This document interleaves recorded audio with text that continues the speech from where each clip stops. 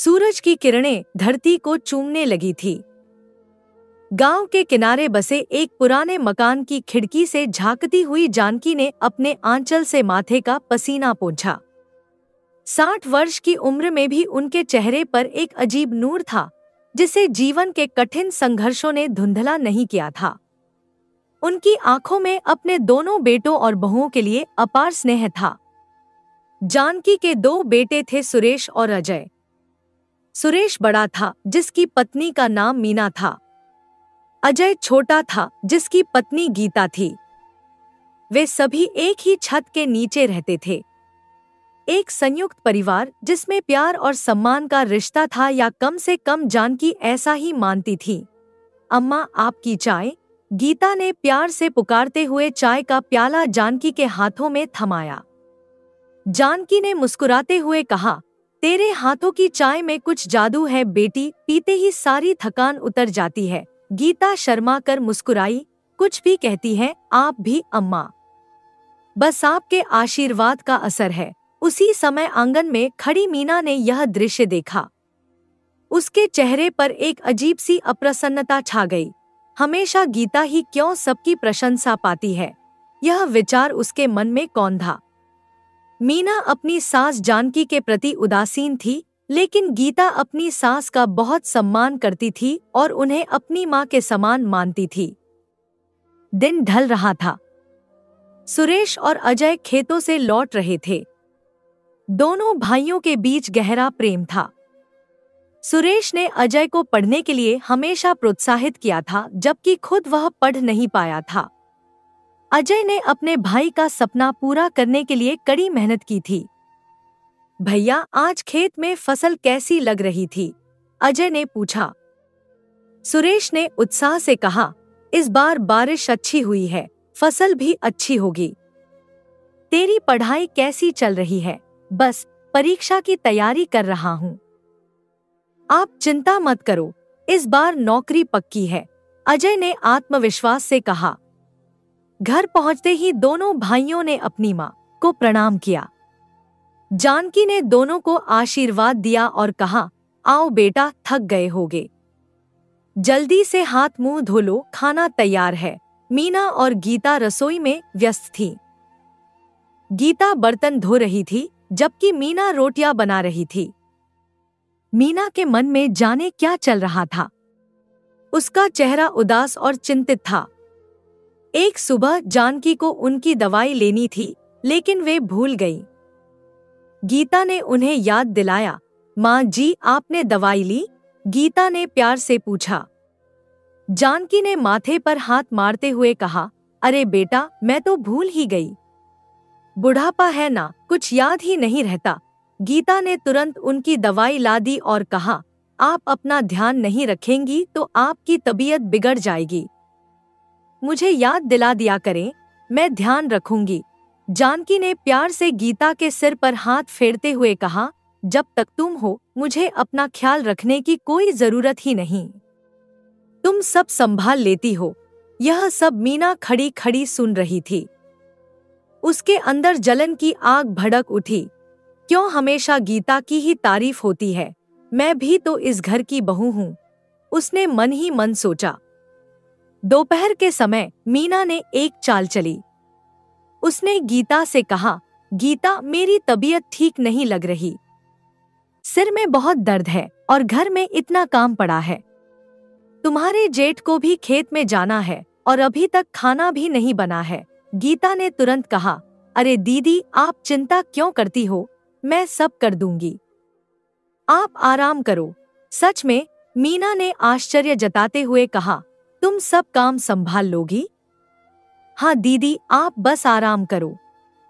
मैं जेठ जी को खाना भी दे दूंगी और बाकी सब काम भी कर लूंगी, गीता ने मुस्कुराते हुए कहा। मीना मन ही मन खुश हुई। कितनी भोली है यह, हर बात मान लेती है।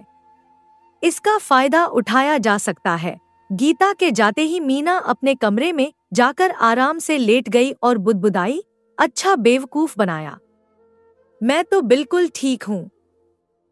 जितना काम करेगी उतनी ही थकेगी और फिर मैं आराम से इसकी थकान का मजा लूंगी। कुछ घंटों बाद जब सारा काम हो गया, मीना ने फिर से गीता से कहा, गीता, मेरे सिर में अभी भी बहुत दर्द है। तुम बाजार जाकर मेरे लिए दवाई ला दोगी? गीता ने बिना हिचकिचाहट के कहा, हाँ दीदी, मैं अभी जाती हूँ। जैसे ही गीता बाजार गई, मीना तुरंत उठी और कपड़े पहनकर जानकी के पास पहुंची। जानकी बरामदे में बैठी चारपाई पर कढ़ाई कर रही थी। माँ जी, मीना ने चिंतित स्वर में कहा, आपने गीता को देखा है? सुबह से कहीं गायब है और घर का सारा काम मैंने अकेले ही किया है। जानकी ने आश्चर्य से मीना की ओर देखा। अरे, गीता तो यहीं थी। और तुम्हें क्या हुआ है? तुम तो बिस्तर पर लेटी थी ना? मीना ने अभिनय करते हुए कहा। मैं तो सुबह से काम कर रही हूँ। गीता का पता नहीं कहाँ है। सारा काम मुझे ही करना पड़ा। इतने में गीता वापस आ गई। जानकी ने कड़क आवाज में उससे पूछा, गीता, तुम कहाँ थी इतनी देर से? घर का सारा काम मीना को अकेले करना पड़ा। गीता हैरान रह गई। माँ जी, मैं तो दीदी के लिए दवाई लेने गई थी। उनकी तबीयत ठीक नहीं थी। मीना ने तुरंत बोला, हाँ माँ जी, मुझे याद आया। मैंने गीता को दवाई लाने को कहा था, लेकिन इतनी देर? गीता परेशान हो गई। उसे समझ नहीं आया कि कैसे मीना का व्यवहार इतनी जल्दी बदल गया। उसके कोमल मन ने इसे बस एक छोटी सी गलतफहमी समझा और कहा, मुझे माफ कर दीजिए माँ जी, मैं जल्दी आने की कोशिश करूंगी। जानकी ने गीता को माफ कर दिया, लेकिन उनके मन में एक संदेह पैदा हो गया। रात को जब सब सो गए, मीना अपने पति सुरेश से बोली, सुनते हो, तुम्हारी माँ गीता को मुझसे ज्यादा प्यार करती है। आज भी उसकी तरफदारी कर रही थी।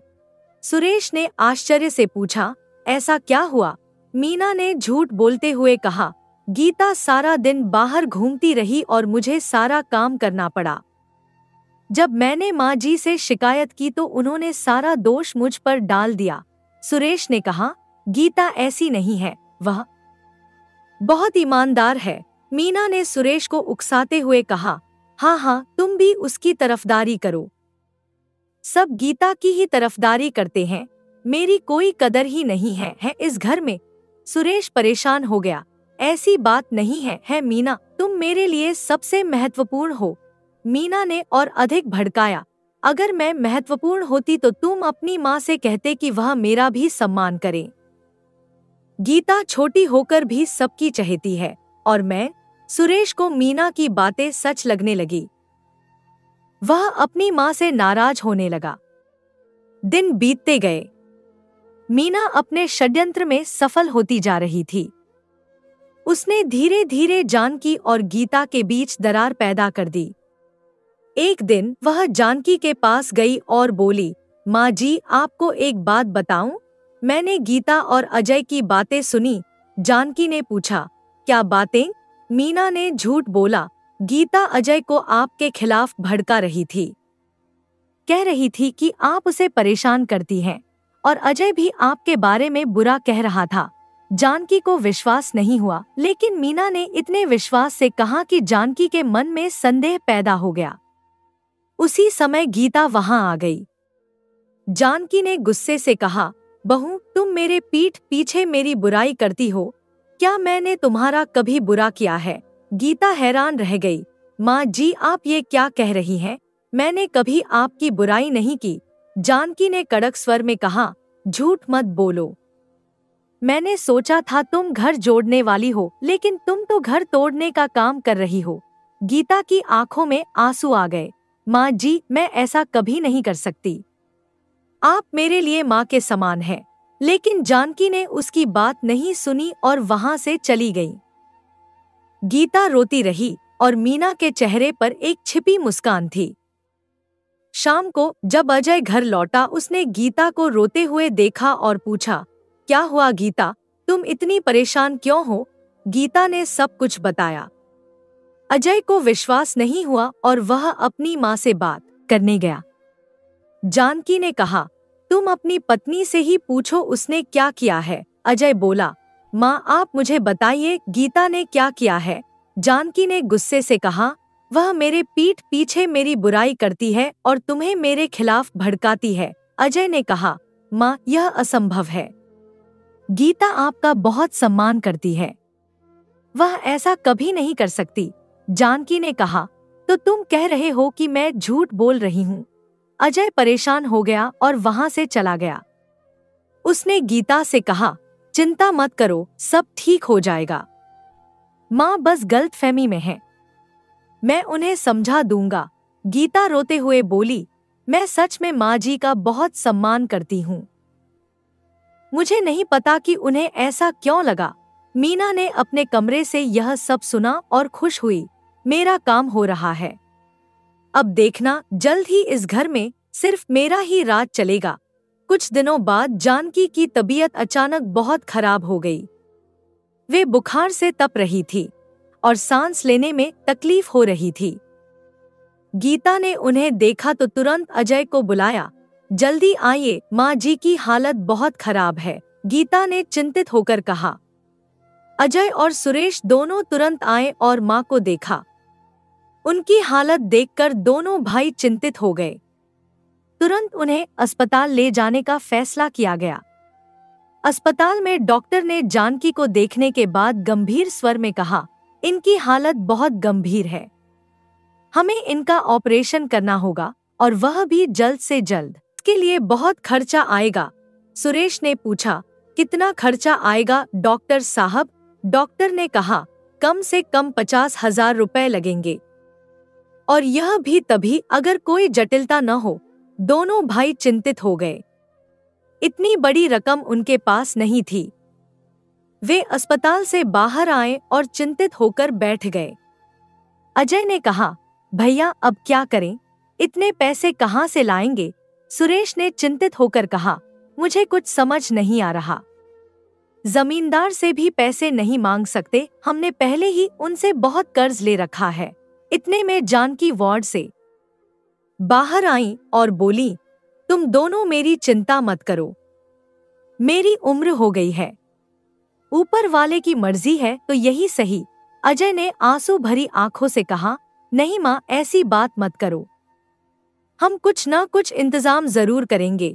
उसी समय गीता ने अजय को एक तरफ बुलाया और धीमे स्वर में कहा, सुनिए, मेरे पास एक विचार है। मेरी शादी में मुझे जो गहने मिले थे, आप उन्हें बेच दीजिए, उससे माँ जी के ऑपरेशन के लिए पैसे आ जाएंगे। अजय हैरान हो गया, लेकिन गीता, वे गहने तेरे माता पिता ने दिए थे, वे तेरे लिए बहुत कीमती हैं। गीता ने प्यार से कहा, माँ जी की जिंदगी से ज्यादा कीमती कुछ नहीं है। आप जल्दी से जाकर गहने बेच आइए, और हाँ, माँ जी को इस बारे में मत बताइएगा, वे मुझसे नाराज हैं, और अगर उन्हें पता चला कि मेरे गहनों से उनका इलाज हो रहा है तो वे मना कर सकती हैं। अजय ने गीता के माथे पर प्यार से हाथ रखा और कहा, तू सच में बहुत अच्छी है गीता, मैं अभी जाता हूँ। अजय गहने बेचने गया और वापस आकर सुरेश से बोला, भैया, पैसों का इंतजाम हो गया है, अब माँ का ऑपरेशन हो जाएगा। सुरेश ने आश्चर्य से पूछा, इतनी जल्दी पैसे कहाँ से आए? अजय ने कहा, गीता ने अपने गहने दिए हैं माँ के इलाज के लिए। सुरेश ने यह बात सुनी तो उसके मन में कुछ हलचल हुई। उसे गीता के त्याग और प्रेम पर विश्वास नहीं हुआ, लेकिन उसने कुछ नहीं कहा और अस्पताल में ऑपरेशन की तैयारियां शुरू कर दी। मीना ने यह सब सुना और उसके मन में ईर्ष्या की आग और भड़क उठी। गीता फिर से अच्छी बन गई, अब सब उसकी तारीफ करेंगे और मैं, उसने सोचा। जानकी का ऑपरेशन सफल रहा। रात भर अजय और गीता जानकी के पास रहे, जबकि सुरेश और मीना घर चले गए। अगली सुबह मीना अस्पताल आई और गीता से बोली, गीता, तुम घर जाओ और घर का काम संभालो, मैं माँ जी के पास रुकती हूँ। गीता ने कहा, ठीक है दीदी, और वो घर चली गई।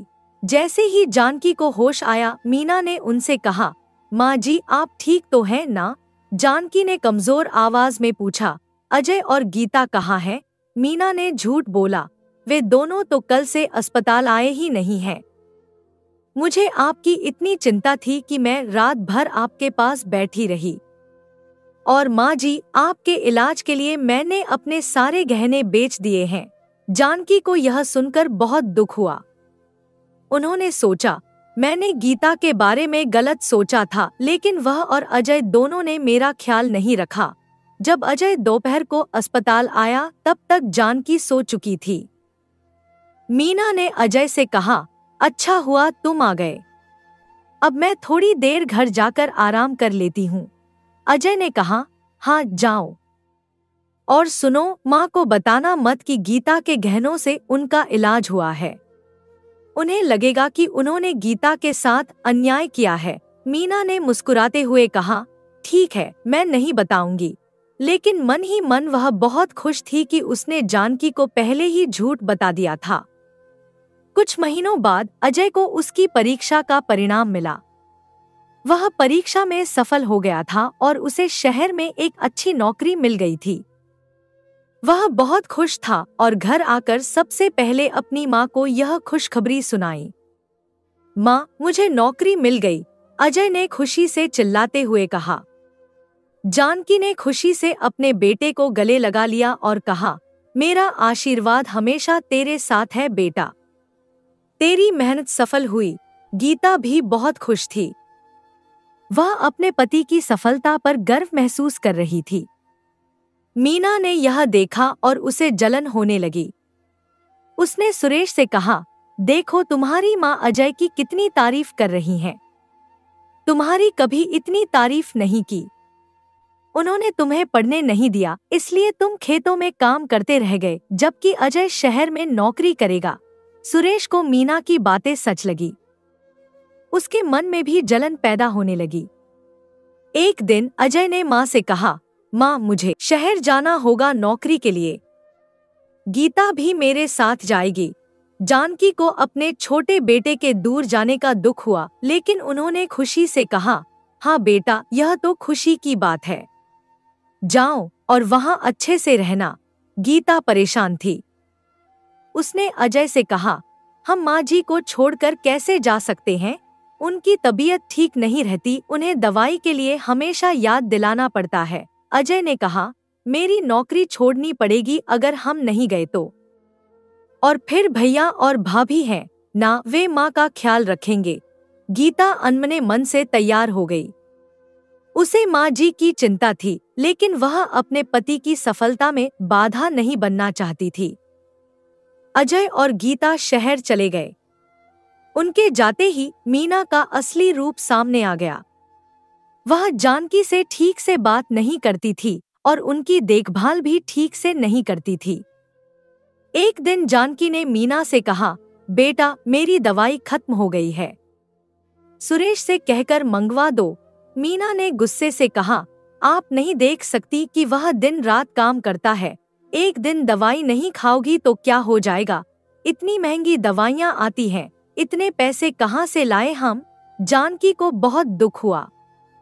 उन्हें गीता की याद आने लगी, जो हमेशा उनका ख्याल रखती थी। दिन प्रतिदिन मीना का व्यवहार जानकी के प्रति और कठोर होता गया।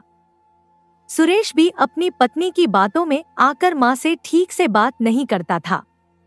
एक दिन मीना ने सुरेश से कहा, सुनो, अजय तो अब गांव नहीं आएगा। वह शहर में रहेगा और हमें यहाँ रहना होगा। क्यों न हम सारी जायदाद अपने नाम करवा लें? सुरेश ने कहा, माँ नहीं मानेंगी।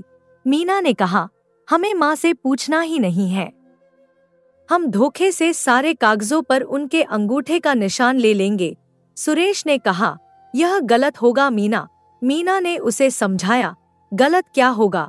तुम्हारे साथ भी तो गलत हुआ है। तुम्हारे पिता ने तुम्हें पढ़ने नहीं दिया, इसलिए तुम आज खेतों में काम कर रहे हो, जबकि अजय अच्छी खासी नौकरी कर रहा है। क्या यह सही है? सुरेश मीना की बातों में आ गया और उसने मीना की योजना में साथ देने का फैसला किया। एक रात जब जानकी गहरी नींद में थी, मीना और सुरेश ने धोखे से जायदाद के कागजों पर जानकी के अंगूठे का निशान ले लिया और सारी जायदाद अपने नाम कर ली। अगले दिन जानकी को दवाई की जरूरत थी। उन्होंने मीना से कहा, बेटा, मेरी तबीयत ठीक नहीं है, मेरी दवाई ला दो। मीना ने कठोरता से कहा, अब आपकी दवाइयाँ हम नहीं लाएंगे। आपको 2 वक्त का खाना मिल रहा है, वही बहुत समझिए। आप हम पर बोझ बन गई हैं। जानकी को बहुत ठेस लगी। यह तुम क्या कह रही हो बेटा? यह घर मेरा है, इस पर मेरा अधिकार है। मीना ने हंसते हुए कहा, अब आपका इस घर पर कोई अधिकार नहीं है। आपने सब कुछ हमारे नाम कर दिया है। जानकी हैरान रह गई। यह क्या बकवास है? मैंने कब अपनी जायदाद तुम्हारे नाम की? मीना ने कागज निकाल कर दिखाए।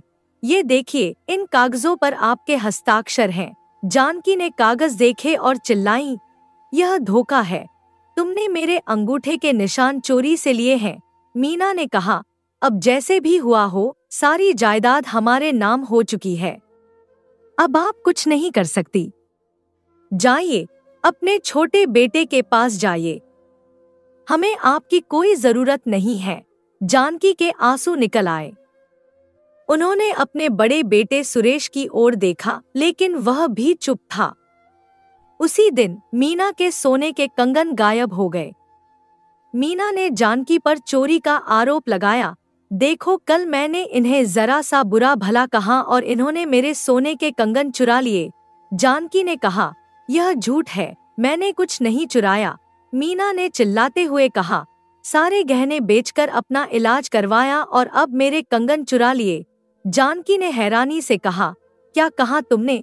मेरे इलाज के लिए किसने गहने बेचे? मीना ने जवाब दिया, तुम्हारी छोटी बहू गीता ने। उसने अपने सारे गहने बेच दिए तुम्हारी जान बचाने के लिए, और तुमने उसके साथ कैसा व्यवहार किया यह भी मैं अच्छी तरह जानती हूँ। जानकी सन्न रह गई। उन्हें अपनी गलती का एहसास हुआ। गीता ने उनके लिए अपने सबसे कीमती गहने बेच दिए थे और उन्होंने उसके साथ कैसा व्यवहार किया था। सुरेश ने मीना की बात में आकर जानकी से कहा, माँ, अगर आपने कंगन नहीं लौटाए तो आपको इस घर से जाना होगा। जानकी ने रोते हुए कहा, मैंने कुछ नहीं चुराया है बेटा, तुम मुझ पर विश्वास करो। सुरेश ने कठोरता से कहा, या तो कंगन लौटा दो या घर से चली जाओ। जानकी का दिल टूट गया। उन्होंने अपना सामान बांधा और रोते हुए घर से बाहर निकल गईं। रात हो चुकी थी और वह नहीं जानती थी कि कहाँ जाए। रास्ते में उन्हें अजय का दोस्त विजय मिला। विजय ने पूछा, काकी, आप इस वक्त कहाँ जा रही हैं और आप रो क्यों रही हैं? जानकी ने सब कुछ बताया। विजय को बहुत दुख हुआ और उसने तुरंत अजय को फोन किया और सारी बातें बताईं। उसने जानकी को अपने घर पर रुकने के लिए कहा। उसी रात मीना को अपने कमरे में अपने कंगन मिल गए, जो बिस्तर के नीचे गिर गए थे, लेकिन उसने यह बात सुरेश से छिपा ली। अगले दिन सुबह अजय गांव पहुंचा। उसने सीधे विजय के घर जाकर अपनी मां से मिला। जानकी ने रोते हुए अजय को गले लगा लिया और सारी बातें बताईं। अजय बहुत गुस्सा हुआ और सीधे अपने घर गया। वहां पहुंचकर उसने सुरेश से पूछा, भैया, यह सब क्या हो रहा है? आपने मां को घर से निकाल दिया। सुरेश ने कहा, उसने मीना के कंगन चुराए थे। अजय ने गुस्से से कहा, मां चोरी करेंगी? आपको शर्म नहीं आती ऐसा कहते हुए? और यह क्या सुन रहा हूँ मैं कि आपने धोखे से सारी जायदाद अपने नाम कर ली है? मीना बोली, हाँ, कर ली है। अब तुम क्या कर लोगे? अजय ने कहा, मैं कानूनी कार्रवाई करूंगा। यह धोखाधड़ी है। सुरेश ने कहा, फिर कर लो जो करना है, लेकिन माँ को अपने साथ ले जाओ। हमें उसकी कोई जरूरत नहीं है। अजय के मन में अपने भाई के लिए बहुत दुख और गुस्सा था। वह अपनी माँ को लेकर वहां से चला गया। चलो माँ, अब आप मेरे साथ शहर में रहोगी। गीता खुश हो जाएगी आपको देखकर। जानकी ने दुख भरे स्वर में कहा, मुझे माफ कर दे बेटा। मैंने गीता के बारे में गलत सोचा था। मैंने उसके साथ बहुत बुरा व्यवहार किया। अजय ने माँ को समझाते हुए कहा, माँ, गीता आपसे कभी नाराज नहीं हुई। वह आपको बहुत प्यार करती है। जानकी और अजय शहर पहुंचे। घर पहुंचते ही गीता ने जानकी को देखा और दौड़कर उनके पैर छुए। माँ जी, आप कैसी हैं? आपकी तबीयत ठीक है ना? गीता ने प्यार से पूछा। जानकी की आंखों में आंसू आ गए और उन्होंने गीता को गले लगा लिया। मुझे माफ कर दे बेटी, मैंने तेरे साथ बहुत गलत किया।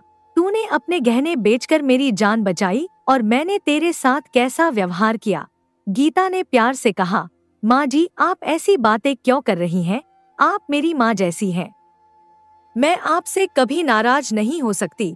जानकी ने अपनी आंखें पोंछते हुए कहा, तू बहुत अच्छी है बेटी, मैं तेरे जैसी बहू पाकर बहुत खुशनसीब हूँ। अजय ने माँ से कहा, माँ आप अब चिंता मत करो, हम आपका अच्छे से ख्याल रखेंगे। रही बात जायदाद की तो हम कानूनी तरीके से उसे वापस लेंगे। जानकी ने कहा, नहीं बेटा मुझे कुछ नहीं चाहिए, मैं तुम दोनों के साथ हूँ, यही मेरे लिए बहुत है। जानकी के शहर जाने के बाद गांव में सुरेश और मीना का जीवन बदल गया। मीना बहुत बीमार पड़ गई और उसके इलाज में बहुत खर्चा हो गया। सुरेश को कर्ज लेना पड़ा और धीरे धीरे उसकी हालत बिगड़ने लगी। एक दिन अजय गांव आया और सुरेश से मिला। सुरेश की हालत देखकर उसे बहुत दुख हुआ। भैया आप ठीक तो हैं ना? अजय ने चिंतित होकर पूछा। सुरेश ने दुख भरे स्वर में कहा, मीना बहुत बीमार है और मेरे पास पैसे नहीं हैं इलाज के लिए। मैंने खेत भी बेच दिए हैं, लेकिन अभी भी बहुत कर्ज है। अजय ने कहा, भैया आप चिंता मत करो, मैं आपकी मदद करूंगा। सुरेश ने शर्मिंदा होकर कहा, तू मदद क्यों करेगा मेरी? मैंने तेरे और माँ के साथ बहुत बुरा किया है। अजय ने कहा, आप मेरे भाई हैं भैया, मैं आपको परेशानी में नहीं देख सकता। सुरेश की आंखों में आंसू आ गए। मुझे माफ कर दे भाई। माँ कैसी हैं?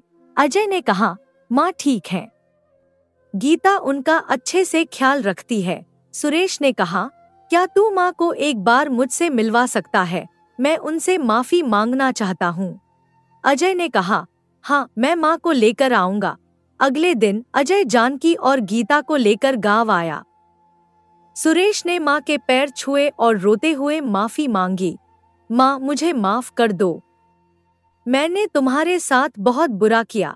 जानकी ने अपने बेटे को गले लगा लिया और कहा, तू मेरा बेटा है, मैं तुझसे कैसे नाराज रह सकती हूँ।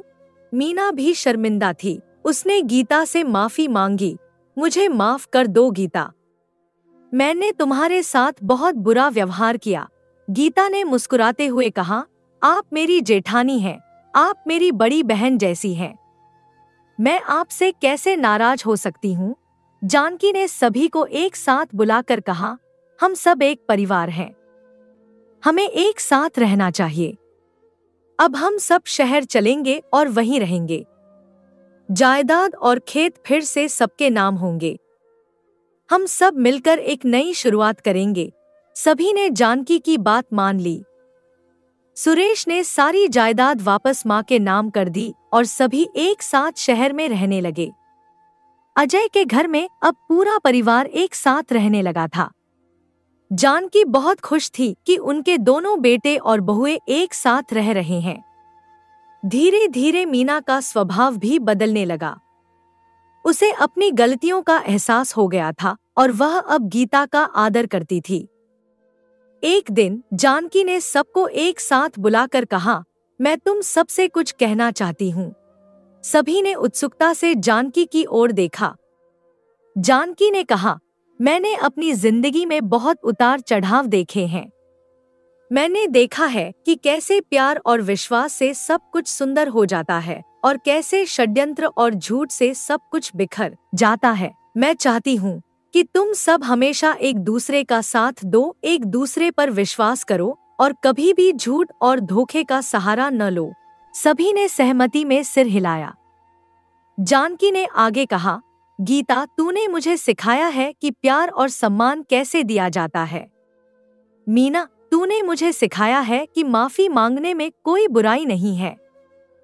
सुरेश तूने मुझे सिखाया है कि गलतियां करके भी सुधरा जा सकता है। और अजय तूने मुझे सिखाया है कि परिवार का साथ कभी नहीं छोड़ना चाहिए। जानकी की आंखों में आंसू थे, लेकिन इस बार ये खुशी के आंसू थे।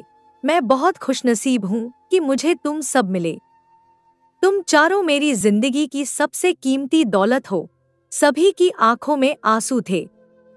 उन्होंने जानकी को गले लगा लिया। अब उनका परिवार फिर से एक था। झूठ और धोखे की जगह प्यार और विश्वास ने ले ली थी। जानकी के चेहरे पर फिर से वही नूर था जो जीवन के संघर्षों ने कभी धुंधला नहीं किया था। और इस तरह जानकी की कहानी, एक परिवार के संघर्ष और प्यार की कहानी, एक खूबसूरत अंत की ओर बढ़ गई। दोस्तों, एक और नई कहानी की ओर बढ़ने से पहले कृपया इस चैनल को सब्सक्राइब करके मेरा हौसला बढ़ाइए। तो शुरू करते हैं दिल को छू लेने वाली एक और कहानी। गांव के एक कोने में एक छोटा सा मिट्टी का घर था, जिसकी दीवारें बरसों से समय के थपेड़ों को सहन करती आ रही थी। उस घर में रहती थी सुनीता और उसका पति बिरजू। रात का समय था, चूल्हे पर बर्तन खाली पड़ा था और कोने में बैठी सुनीता आंखों में नमी लिए पति की ओर देख रही थी। सुनीता गहरी सांस लेते हुए बोली, बिरजू, हमारा ऐसा हाल कब तक रहेगा? पूरे गांव में हमारा घर ही ऐसा है जहां महीने में सिर्फ 15 दिन चूल्हा जलता है। बाकी दिन तो भूखे पेट सोना पड़ता है। क्या हमारी जिंदगी इसी तरह बीत जाएगी? बिरजू, जो लकड़ी काट काट कर थका हुआ लौटा था, सुनीता के पास आकर बैठ गया। उसके हाथों पर पड़े फफोले उसकी मेहनत की गवाही दे रहे थे। वह सुनीता की आंखों में झांकते हुए सहनशीलता से बोला, सुनीता, चिंता मत करो, मैं दिन रात मेहनत करता हूँ। जंगल की हर लकड़ी से हम अपनी किस्मत का निर्माण कर रहे हैं। मुझे यकीन है एक दिन हमारी जिंदगी बदलेगी। बस थोड़ा और सब्र करो। सुनीता के सब्र का बांध टूट चुका था। उसकी आवाज में अब दर्द के साथ साथ हल्का आक्रोश भी झलक रहा था। वह उदास होकर बोली, कब तक बिरजू, कब तक तुम जंगल में यूं लकड़ियां काटते रहोगे? गांव के बाकी मर्दों की तरह कोई ढंग का काम क्यों नहीं ढूंढ लेते? मैं तुमसे सोने चांदी की चाहत नहीं रखती बिरजू। मुझे महंगे कपड़े या गहने नहीं चाहिए। मैं तो बस इतना चाहती हूँ कि हमारे चूल्हे से हर दिन धुआं उठे, हम दोनों को भरपेट खाना नसीब हो। ये भी क्या कोई बड़ी ख्वाहिश है? सुनीता के शब्द तीर की तरह बिरजू के दिल में उतर गए। वह जानता था कि उसकी मेहनत के बावजूद सुनीता के हिस्से सिर्फ तिनके भर खुशियां आई हैं। उसने खुद को संभाला और अपने गुस्से को आत्मविश्वास में बदलते हुए दृढ़ता से बोला, तुम ठीक कह रही हो सुनीता, तुम्हारा दर्द मैं समझता हूँ। अब मैं सिर्फ लकड़ियां काटने तक सीमित नहीं रहूंगा। मैं दूसरा काम भी तलाश करूंगा। मैं अपनी मेहनत को नई दिशा दूंगा ताकि तुम्हारी ये शिकायत हमेशा के लिए खत्म हो जाए। सुनीता की आंखों में हल्की चमक आ गई। वह जानती थी कि बिरजू मेहनती है और उसका इरादा मजबूत। उसने पति का हाथ थामा और धीमे स्वर में बोली, मुझे तुम पर भरोसा है बिरजू। तुम्हारी मेहनत और हमारी उम्मीदें मिलकर एक दिन इस अंधेरे को जरूर मिटाएंगी। बस तुम हार मत मानना। सर्द हवा की थपेड़ों के बीच रात धीरे धीरे गहराती जा रही थी। मिट्टी के छोटे से घर के अंदर बिरजू और सुनीता दोनों चुपचाप बैठे थे। चूल्हा ठंडा पड़ा था और उनके पेट खाली। भूख की पीड़ा अब उनके लिए नई नहीं थी। तभी दरवाजे पर एक धीमी सी दस्तक सुनाई दी। बिरजू चौंक उठा। इतनी रात को कौन हो सकता है? उसने झिझकते हुए दरवाजे के पास जाकर आवाज लगाई, कौन है? क्या चाहिए? बाहर से कमजोर और कांपती हुई आवाज आई, बेटा, 2 दिनों से मैंने कुछ नहीं खाया। भूख से शरीर कांप रहा है, चलने की ताकत भी नहीं बची। क्या तुम मुझे कुछ खाने को दे सकते हो? तुम्हारा बहुत उपकार होगा। बिरजू ने दरवाजा खोला। सामने एक बूढ़ा साधु खड़ा था। चेहरे पर थकान, शरीर झुका हुआ और आंखों में मदद की आस। बिरजू के दिल में दया उमड़ आई, लेकिन वह खुद भी बेबस था। उसने भारी मन से कहा, बाबा, मैं आपकी तकलीफ समझ सकता हूँ, लेकिन क्या बताऊं, कल रात से मैंने और मेरी पत्नी ने भी कुछ नहीं खाया। घर में एक दाना भी नहीं बचा है। मैं जंगल से लकड़ियां काट कर गुजारा करता हूँ, पर पिछले कुछ दिनों से अच्छी लकड़ियां नहीं मिल रही हैं। मैं आपकी भूख मिटाने के लिए कुछ दे नहीं सकता, लेकिन कम से कम मैं आपको पानी जरूर पिला सकता हूँ। साधु ने कमजोर स्वर में कहा, ठीक है बेटा, अगर खाने को कुछ नहीं है तो पानी ही दे दो, मेरी प्यास तो बुझ जाएगी। बिरजू भीतर गया और मिट्टी के घड़े से ठंडा पानी लाकर साधु को दिया। लीजिए बाबा। साधु ने कांपते हुए हाथों से लोटा लिया और पानी पीने लगा। पानी खत्म करके उसने सिर उठाया और कहा, तुम्हारा बहुत धन्यवाद बेटा, इस पानी ने मेरी प्यास तो बुझा दी।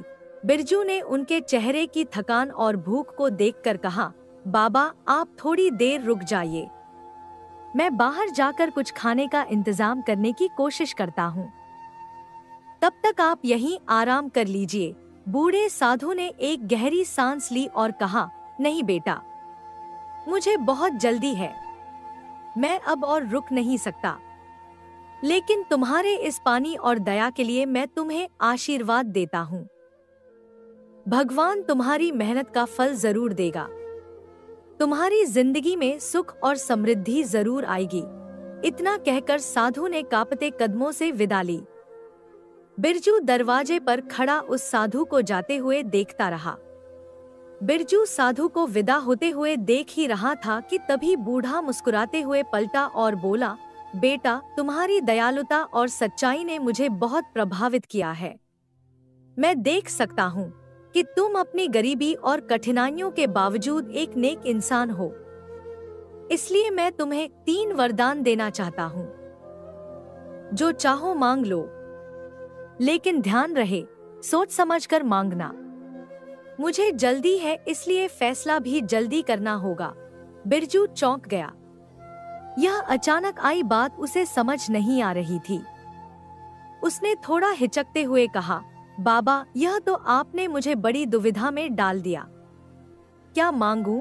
मेरी जिंदगी में तो कई मुश्किलें हैं। साधु ने हल्की हंसी के साथ कहा, जो तुम्हारे दिल में सबसे पहले आए वही मांग लो, लेकिन जल्दी करो, मुझे अभी बहुत दूर जाना है। बिरजू ने कुछ पल सोचा और फिर बोला, ठीक है बाबा, मेरी पहली इच्छा यह है कि मेरी कुल्हाड़ी को जो भी हाथ में ले वह मेरे आदेश के बिना इसे छोड़ न पाए, और अगर वह इसे चलाने लगे तो मेरे कहे बिना रुक भी न पाए। साधु ने अपनी आंखें बंद की और एक हल्की मुस्कान के साथ कहा, तथास्तु, तुम्हारी यह इच्छा पूरी हुई। अब दूसरा वरदान मांगो। बिरजू ने थोड़ी और देर सोचते हुए कहा, बाबा, मेरी दूसरी इच्छा यह है कि मेरे घर में जो पुरानी कुर्सी है उस पर जो भी बैठे वह मेरे कहे बिना उससे उठ न सके। साधु ने सिर हिलाते हुए कहा, तुम्हारी यह इच्छा भी पूरी हुई, और अब आखिरी वरदान मांगो। सोच समझकर मांगना बेटा, यह तुम्हारा अंतिम मौका है। बिरजू इस बार गहरी सोच में पड़ गया। उसने कई चीजों के बारे में सोचा, लेकिन फिर अचानक उसे एक बात सूझी। वह बोला, बाबा, मेरी तीसरी इच्छा यह है कि मेरी यह थैली, इसमें मैं कुछ भी रखूं, उसे मेरे अलावा कोई और न निकाल सके, चाहे वह मोहर हो या कुछ और। साधु ने मुस्कुराते हुए अपनी आंखें बंद की और कहा, जैसी तुम्हारी इच्छा। तुम्हारी यह तीसरी इच्छा भी पूरी हुई। इतना कहकर साधु ने अपने झोले को कंधे पर टांगा और बोला, अब मैं चलता हूँ बेटा, तुम्हारी इच्छाओं का फल तुम्हें जल्द ही मिलेगा, लेकिन याद रखना, अपनी इच्छाओं का उपयोग बुद्धिमानी से करना। साधु ने अपनी माला फेरते हुए कदम बढ़ा दिए और अंधेरे में ओझल हो गया। बिरजू दरवाजे पर खड़ा एक नई उम्मीद और उत्सुकता के साथ सोचने लगा कि आखिर ये वरदान उसकी जिंदगी को कैसे बदलेंगे। बिरजू के घर में एक अजीब सी खामोशी छाई हुई थी। सुनीता चूल्हे के पास बैठी थी, लेकिन चूल्हे में आग नहीं थी। उसकी आंखों में गुस्सा, निराशा और उदासी का अजीब सा मेल दिख रहा था। बिरजू अपनी कुल्हाड़ी को देखकर किसी गहरे विचार में डूबा हुआ था। तभी सुनीता का गुस्सा फूट पड़ा। छी छी छी, ये आपने क्या किया बिरजू? हाथों में आई खुशियों को आपने खुद ही ठुकरा दिया। बाबा ने आपको 3 वरदान दिए थे और आपसे उनका सही इस्तेमाल तक नहीं हुआ। क्या किसी को ऐसे मौके मिलते हैं? लेकिन नहीं, आपने तो जैसे हमेशा खुद को और मुझे दुख देने की कसम खा रखी है। बिरजू ने सिर झुकाए सुनीता की बातें सुनी, लेकिन कुछ कहने की हिम्मत नहीं जुटा पाया। सुनीता की आवाज और तेज हो गई। आपने एक बार भी खुद के बारे में नहीं सोचा। चलो खुद के लिए न सही, कम से कम मेरे बारे में तो सोचते। ये लकड़ियां काटने का काम कब तक चलेगा? कितने दिनों से कह रही हूँ कि कोई और काम ढूंढ लीजिए, लेकिन नहीं, आपसे तो वो भी नहीं होता। क्या आपको कभी अकल आएगी? बिरजू ने धीमे स्वर में कहा। सुनीता, मैं तो तुम्हारे और अपने अच्छे के लिए ही सोच रहा था। मुझे लगा कि ये वरदान हमारी मदद करेंगे। सुनीता ने तमतमाते हुए कहा। अच्छे के लिए? कौन सा अच्छा काम किया आपने? एक कुल्हाड़ी को वरदान मांग लिया कि कोई इसे छोड़ न सके, दूसरी कुर्सी मांग ली कि कोई उठ न सके, और तीसरी थैली जिसमें से कुछ निकल न सके। क्या यही आपकी बुद्धिमानी थी? अगर कुछ ऐसा मांगते जिससे हमारे खाने पीने की कमी खत्म हो जाती तो आज ये दिन न देखना पड़ता। आपने आज तक कोई अच्छा काम किया ही नहीं और ये वरदान भी बर्बाद कर दिए। बिरजू ने हताश होकर कहा। सुनीता, मुझे लगा कि ये वरदान हमारी मुश्किलें हल कर देंगे। मैं सच में नहीं जानता था कि क्या मांगूं। मैंने बस वही मांगा जो उस समय मुझे सही लगा। सुनीता ने गहरी सांस ली और बोली, ओह, लगता है मुझसे बहुत बड़ी गलती हो गई जो मैंने आपसे उम्मीद की। ऊपर वाला भी ऐसे इंसान का क्या भला करेगा जो खुद अपनी भलाई न कर सके। शायद ये सब मेरी ही किस्मत का दोष है। बिरजू की आंखों में पछतावा झलकने लगा। उसने सुनीता की ओर देखा जो अब तक आंसुओं से अपनी आंखें पोंछ रही थी। वह सोचने लगा कि क्या सच में उसने अपना और सुनीता का भविष्य खराब कर दिया है।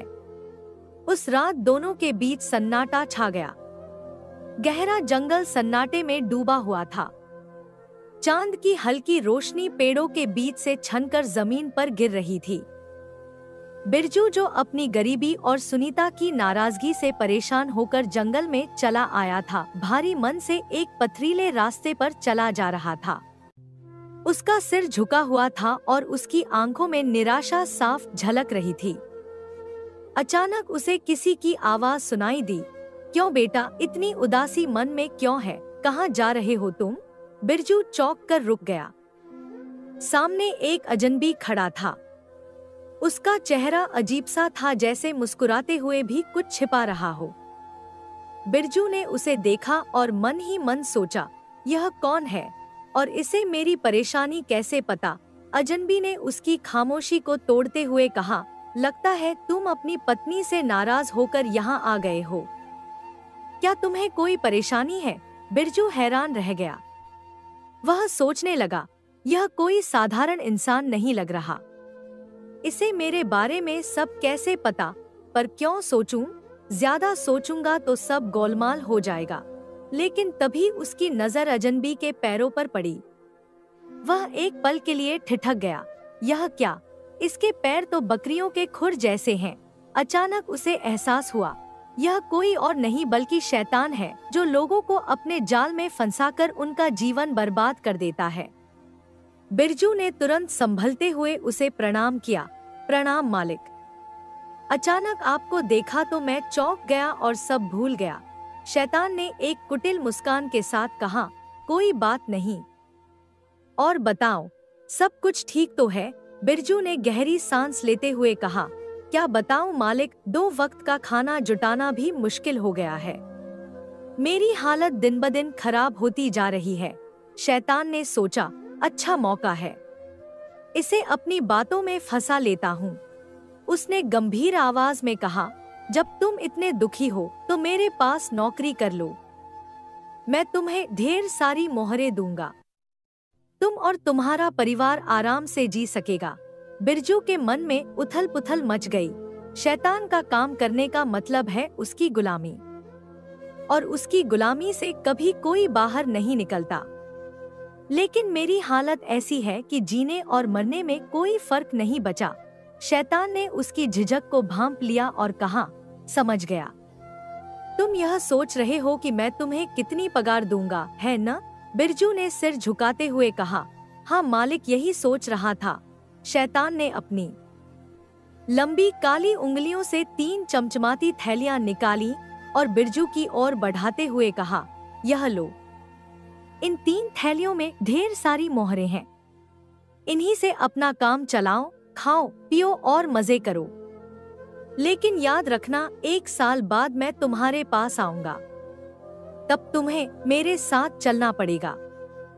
बिरजू ने थैलियां लेते हुए कहा, हाँ मालिक, मैं वादा करता हूँ कि 1 साल बाद आपके साथ चलूंगा। अब मुझे जाने की अनुमति दीजिए ताकि मेरी बीवी और बच्चा इस 1 साल तक अच्छे से खा पी सकें। शैतान ने अपनी कुटिल मुस्कान के साथ कहा, जाओ और याद रखना, वादा तोड़ने का मतलब है विनाश। बिरजू ने थैलियां कसकर पकड़ी और घर की ओर चल पड़ा। लेकिन उसके मन में एक गहरी चिंता ने घर बना लिया। वह जानता था कि उसने अपनी आत्मा बेच दी है। सुनीता चूल्हे के पास बैठी थी। उसकी आंखें बुझी हुई राख की तरह ठंडी और निराश थी।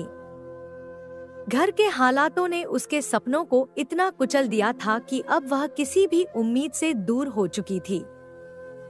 तभी दरवाजे पर बिरजू की आवाज सुनाई दी, अरे सुनीता, क्या देख रही हो? आओ मेरी मदद करो। सुनीता ने चौंक कर देखा। बिरजू हाथों में भारी भरकम थैले लिए घर के अंदर घुस रहा था।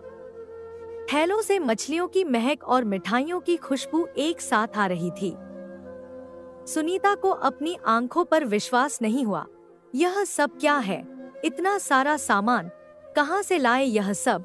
बिरजू ने मुस्कुराते हुए थैलों को जमीन पर रखा और सुनीता से कहा, आओ पकड़ो, इसे अंदर रखो। मैंने बाजार से यह सब खरीदा है।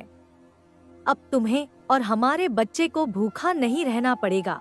सुनीता ने हैरानी से पूछा, लेकिन यह सब खरीदने के लिए पैसे कहां से आए? कहीं चोरी तो नहीं की? बिरजू ने थोड़ा हंसते हुए कहा, अरे चोरी क्यों करूंगा, मुझे एक नया काम मिला है। उस काम के मालिक ने मुझे 3 थैली मोहरें दी और मैं यह सब खरीद लाया। सुनीता ने उसकी आंखों में गहरी नजर से देखा। नया काम? ऐसा कौन सा काम है जो किए बिना ही इतनी बड़ी पगार मिल जाती है? बिरजू थोड़ी देर खामोश रहा। फिर उसने भारी मन से कहा, सुनीता, यह साधारण काम नहीं है, यह शैतान का काम है। उसने मुझे 1 साल तक जीने का समय दिया है। उसके बाद मुझे उसके साथ जाना होगा। सुनीता का चेहरा सफेद पड़ गया।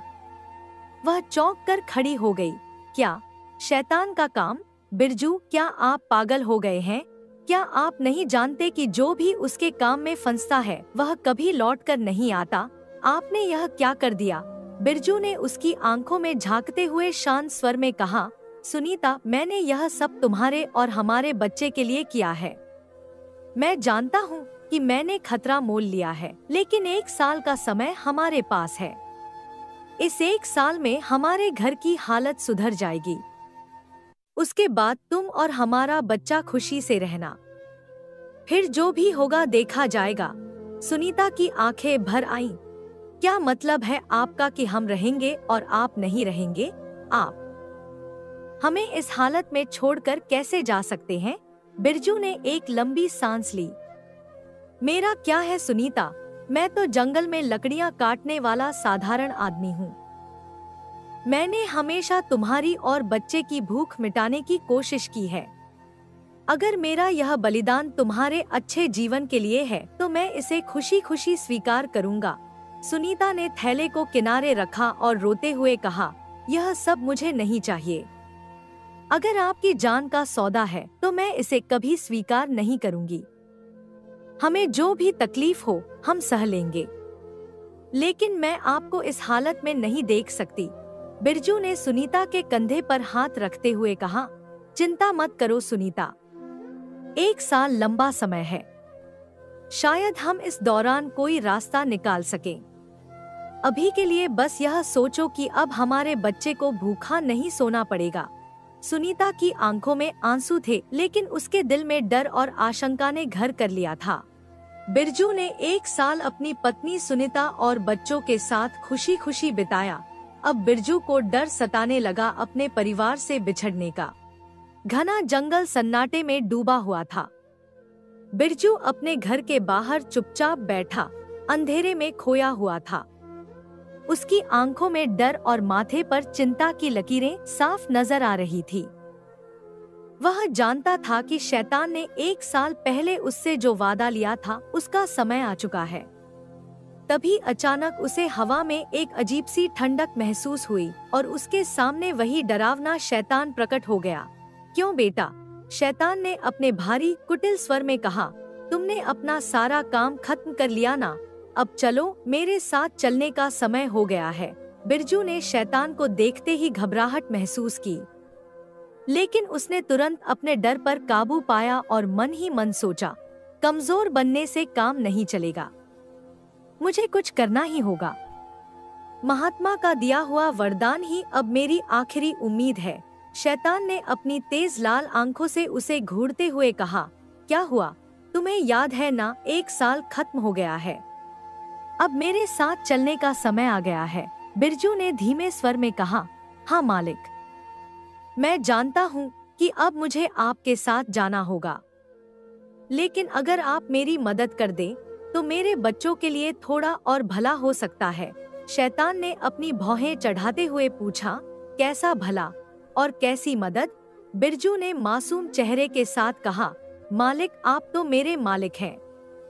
क्या आप मुझ पर एक छोटा सा उपकार नहीं कर सकते? जब तक मैं अपने परिवार और दोस्तों से विदा लेकर आता हूँ, तब तक कृपया आप यह कुल्हाड़ी लेकर कुछ लकड़ियाँ काट दीजिए।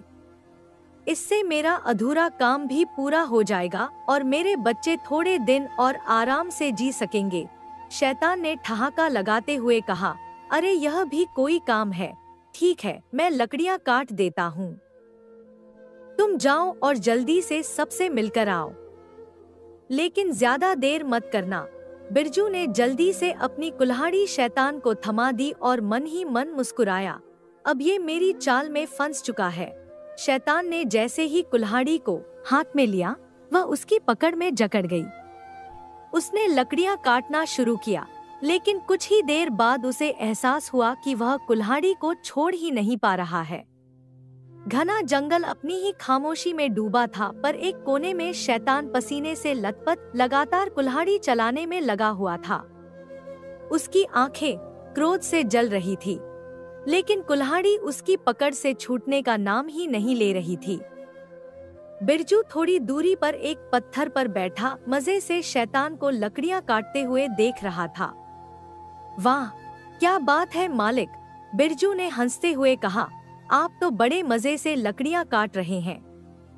बस ऐसे ही काटते रहिए, मेहनत का फल मीठा होता है। शैतान ने गुस्से में कुल्हाड़ी रोकने की कोशिश की, परंतु वह रुकने का नाम नहीं ले रही थी। उसने थककर चिल्लाते हुए कहा, अरे अब बहुत हो गया, यह मजाक बंद करो। मुझे ऐसे परेशान करके तुम्हें क्या मिलेगा? बिरजू ने मुस्कुराते हुए कहा, अरे मालिक, आपसे तो कुछ भी नहीं छुपा। मुझे पता है कि आपने कितने लोगों को अपने जाल में फंसाया है। अब आपकी बारी है। अगर आप इस कुल्हाड़ी से छुटकारा चाहते हैं तो कुछ देना पड़ेगा।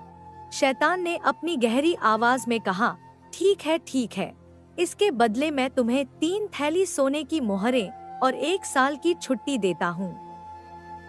मुझे बस छोड़ दो। बिरजू ने खुशी से ताली बजाई। वाह, 3 थैली मोहरें और 1 साल की छुट्टी, यह तो शानदार सौदा है। ठीक है मालिक, मैं तैयार हूँ, लेकिन पहले वह मोहरें इधर लाइए। शैतान ने जादू से 3 थैली मोहरें प्रकट की। बिरजू ने उन्हें अपने हाथों में लेते ही कुल्हाड़ी पर से अपना वरदान हटा लिया। शैतान फौरन गायब हो गया और बिरजू के चेहरे पर विजय की चमक फैल गई। घर लौटते ही उसने जोर से आवाज लगाई, सुनीता, अरे सुनती हो, जल्दी आओ, देखो क्या लाया हूँ। सुनीता दौड़कर आई और उसने बिरजू को हाथ में सोने की थैलियां लिए देखा। यह सब क्या है? इतनी सारे मोहरें? अब क्या किया आपने? बिरजू ने गर्व से कहा। मैंने अपनी चालाकी से शैतान को मात दे दी। उसने मुझे 3 थैली मोहरें दी और 1 साल की छुट्टी भी। अब हमारे पास धन ही धन है, सुनीता ने चिंतित होकर कहा। लेकिन 1 साल बाद वह फिर से आएगा, तब क्या करेंगे? बिरजू ने हंसते हुए जवाब दिया। तब की तब देखेंगे सुनीता। मेरे पास अब भी महात्मा का वरदान है। और फिर अगर शैतान मुझे हर बार मोहरें देता रहा तो हमारे बुरे दिन हमेशा के लिए खत्म हो जाएंगे। सुनीता की चिंता थोड़ी कम हुई, लेकिन उसकी आंखों में अब भी एक अनजाना डर था। बिरजू को अपनी जीत पर पूरा भरोसा था, लेकिन उसे भी पता था कि खेल अभी खत्म नहीं हुआ है। पर फिलहाल वह अपने परिवार के साथ सुखद जीवन का आनंद लेना चाहता था। बिरजू अपने आंगन में बैठा हुआ था, लेकिन उसके मन में एक अजीब सा सुकून था। उसने शैतान को पहले भी मात दी थी और आज फिर उसकी चतुराई काम आने वाली थी। अचानक हवा में वही ठंडक महसूस हुई और शैतान उसकी झोंपड़ी के सामने प्रकट हो गया। अरे बेटा, शैतान ने अपनी भारी आवाज में कहा, क्या हुआ? तुम अभी भी इतना काम कर रहे हो? चलो अब बहुत हो गया। 1 साल खत्म हो चुका है। अब मेरे साथ चलने का समय आ गया है। बिरजू ने शैतान को देखकर हल्की मुस्कान दी और शांत स्वर में कहा, हाँ मालिक, मैं जाने के लिए तैयार हूँ। लेकिन आप तो थके हुए लग रहे हैं। क्यों न आप उस कुर्सी पर थोड़ा आराम कर लें? मैं आपके लिए पानी और अपना सामान लेकर आता हूँ। शैतान ने सोचा, बिल्कुल सही बात है, थोड़ा आराम कर लेता हूँ। ठीक है, जाओ, मैं तब तक इस कुर्सी पर बैठता हूँ, शैतान ने कहा और कुर्सी पर बैठ गया। कुछ ही पलों में बिरजू वापस आ गया। मालिक, आप अभी भी कुर्सी पर बैठे हैं? चलिए अब उठिए, हमें चलना है। शैतान ने उठने की कोशिश की, लेकिन उसका शरीर जैसे कुर्सी से चिपक गया था। उसने जोर लगाकर कहा, अरे यह क्या हुआ? मैं इस कुर्सी से उठ क्यों नहीं पा रहा हूँ? बिरजू ने ठहाका लगाते हुए कहा, मालिक, कैसे उठेंगे आप? यह साधारण कुर्सी नहीं है। इस पर जो भी बैठता है वह मेरे हुक्म के बिना नहीं उठ सकता। अब आया मजा। शैतान की आंखों में डर और गुस्सा दोनों नजर आए। उसने गहरी सांस लेते हुए कहा, देखो बेटा, अब की बार मुझे माफ कर दो। बताओ तुम्हें क्या चाहिए, मैं तुम्हें सब कुछ दूंगा। बस मुझे इस कुर्सी से आजाद कर दो। बिरजू ने गंभीरता से कहा, ठीक है मालिक, मैं आपको आजाद कर दूंगा, लेकिन बदले में मुझे 2 थैली सोने की मोहरें चाहिए और साथ में 1 साल की छुट्टी भी। शैतान ने सोचा कि अब और झंझट मोल लेना सही नहीं होगा। उसने तुरंत जादू से 2 थैली मोहरें प्रकट की और कहा, यह लो तुम्हारी मोहरें, और मैं तुम्हें 1 साल की छुट्टी भी देता हूँ। अब मुझे इस कुर्सी से आजाद करो। बिरजू ने वरदान हटाया और शैतान तुरंत कुर्सी से खड़ा हो गया। उसने गुस्से में बिरजू को घूरा, लेकिन फिर बिना कुछ कहे गायब हो गया। बिरजू ने थैलियों को देखा और हंसते हुए सुनीता को आवाज दी, सुनीता, देखो मैं फिर से जीत गया। अब हमारे पास 1 साल की शांति और ये मोहरें हैं। सुनीता दौड़कर आई और मोहरों को देखकर खुश तो हुई, लेकिन उसने चिंता जताई, पर बिरजू 1 साल बाद वह फिर से आएगा, तब क्या करेंगे? बिरजू ने मुस्कुराते हुए कहा, तब की तब देखेंगे। जब तक मेरे पास मेरी बुद्धि और महात्मा का वरदान है, मैं हर बार उसे मात दे सकता हूँ। सुनीता ने राहत की सांस ली, लेकिन वह जानती थी कि हर जीत के बाद एक नई चुनौती आ सकती है। बिरजू की चालाकी ने एक बार फिर परिवार को बचा लिया और शैतान को खाली हाथ लौटना पड़ा। रात गहरी हो चुकी थी। जंगल की नीरवता में अजीब सी खामोशी थी। हर दिशा में घना अंधेरा पसरा हुआ था। हवाएं सरसराहट कर रही थी, मानो किसी अनजाने भय का संकेत दे रही हों। इसी सन्नाटे के बीच जंगल के एक कोने में शैतान अपनी काली योजनाओं में मग्न था। उसकी लाल आंखें आग की तरह चमक रही थी और उसकी शैतानी हंसी जंगल के सन्नाटे को चीर रही थी। वह अपनी हार का बदला लेने की तैयारी कर रहा था। पिछली बार यह बिरजू मेरी चाल से बच निकला था, पर इस बार ऐसा नहीं होगा। शैतान ने अपनी लंबी नुकीली उंगलियों को मरोड़ते हुए कहा, इस बार मैं ऐसा जाल बुनूंगा कि यह मूर्ख खुद ही मुझे अपने घर ले जाएगा। शैतान ने अपनी रूप बदलने की शक्ति का प्रयोग किया और एक चमचमाते सोने की मोहर का रूप धर लिया। वह रास्ते के किनारे ऐसे पड़ा रहा जैसे किसी का बहुमूल्य खजाना गिर गया हो। सुबह की हल्की रोशनी में बिरजू अपनी पुरानी झोली कंधे पर लटकाए जंगल के रास्ते पर चला आ रहा था। उसकी आंखें नींद से भरी थी, लेकिन मन में रोज की मेहनत मजदूरी का बोझ था। तभी उसकी नजर रास्ते पर पड़ी सोने की मोहर पर पड़ी। अरे, यह क्या? सोने का सिक्का! बिरजू की आंखें चमक उठीं। उसने चारों ओर देखा, वहाँ कोई नहीं था। किस्मत ने आज मेरा साथ दिया है, उसने मन ही मन सोचा। बिना कोई और विचार किए उसने उस मोहर को उठाया और अपनी झोली में डाल लिया। जैसे ही बिरजू अपने घर पहुंचा, उसकी झोली से एक अजीब सी आवाज आई, हा हा हा, अब तुम बच नहीं सकते बिरजू। बिरजू ने चौंक कर झोली खोली। उसकी आंखों के सामने वह सोने की मोहर शैतान के असली रूप में बदल गई। उसका काला चेहरा, नुकीले दांत और जलती हुई लाल आंखें देखकर बिरजू के रोंगटे खड़े हो गए। तुमने मुझे घर लाने की भूल कर दी है, अब मैं तुम्हें सजा दूंगा, शैतान गरजा। लेकिन बिरजू घबराया नहीं। उसने अपने मन की चतुराई को काम में लाते हुए कहा, ओ शैतान, तो तुम हो। तुमने तो बहुत बड़ी भूल कर दी। क्या तुम्हें नहीं पता कि यह झोली साधारण झोली नहीं है? इसमें जो भी आता है वह मेरे हुक्म के बिना बाहर नहीं निकल सकता।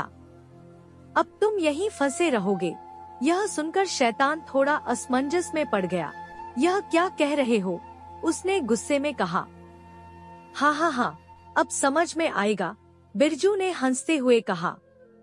बिरजू ने जोर से अपनी पत्नी सुनीता को पुकारा, अरे सुनीता, आओ देखो, हमारे घर में आज मालिक खुद चलकर आ गए हैं, इनकी खातिरदारी करनी है। सुनीता जल्दी से दौड़ती हुई आई। उसने शैतान को झोली में कैद देखा तो यह है वो जिसने हमें पहले परेशान किया था। सुनीता ने मुस्कुराते हुए कहा, इसकी खातिरदारी तो मैं ऐसी करूंगी कि यह अपनी हर गलती भूल जाएगा। दोनों ने मिलकर झोली को और मजबूत रस्सियों से बांध दिया। शैतान अब घबरा चुका था। वह चिल्लाने लगा, छोड़ दो मुझे, आखिरी बार कह रहा हूँ, मुझे छोड़ दो। मैं तुम्हें 7 सोने की थैलियाँ दूंगा और कभी इस इलाके में लौटकर नहीं आऊंगा। बिरजू ने थोड़ी सोच समझ के बाद कहा, ठीक है, 7 सोने की थैलियाँ दे दो, लेकिन याद रखना, अगर दोबारा लौटे तो फिर से इस झोली में कैद कर लूंगा। शैतान ने डरते डरते 7 सोने की थैलियाँ दी और कसम खाई कि वह कभी लौटकर नहीं आएगा।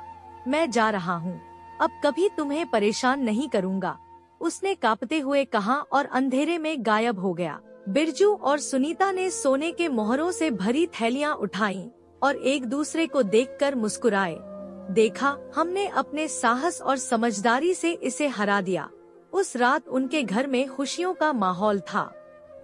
इस घटना ने उन्हें जीवन भर के लिए सबक दे दिया कि सूझबूझ और साहस से हर बड़ी समस्या का समाधान हो सकता है। चाहे सामने कोई भी शैतान क्यों न हो, बुद्धिमानी से काम लिया जाए तो हर मुसीबत को मात दी जा सकती है। दोस्तों, अगर आपको वीडियो अच्छी लगी हो तो जाने से पहले प्लीज इस वीडियो को लाइक और चैनल को सब्सक्राइब करते हुए जाइए। और हाँ, कमेंट में लिखकर जरूर बताएं कि आपको वीडियो कैसी लगी। धन्यवाद। हंसते रहिए, मुस्कुराते रहिए, लाइफ में मोटिवेटेड रहिए।